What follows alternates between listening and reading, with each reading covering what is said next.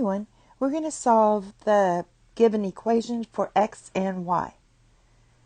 So first let's solve for x.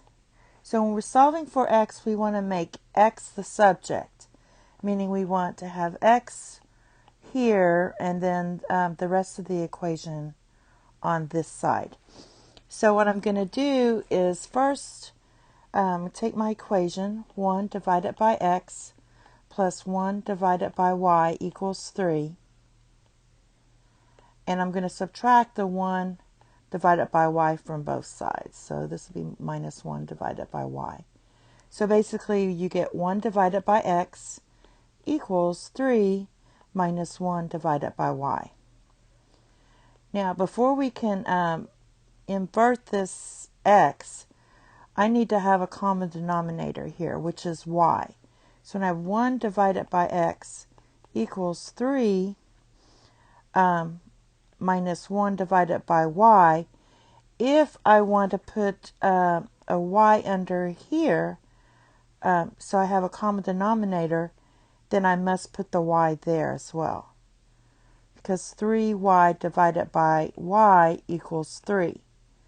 Therefore, to have the same denominator, my new equation is going to be 1 divided by x equals, and I can combine this now, just like if you had 2 divided by 3 plus 5 divided by 3, then you can write this as 2 plus 5 divided by 3.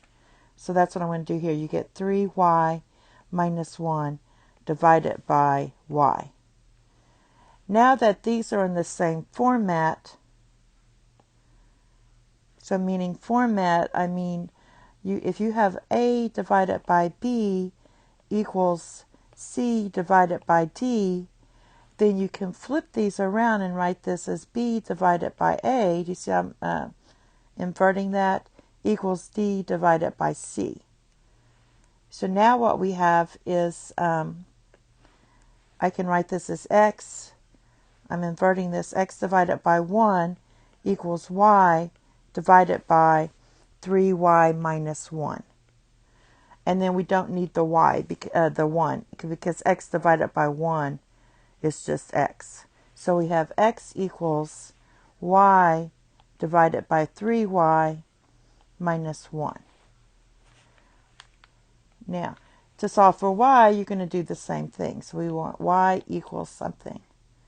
And it's going to be basically the same answer with x. So you can have 1 divided by y equals 3, and subtract this from both sides, 1 divided by x.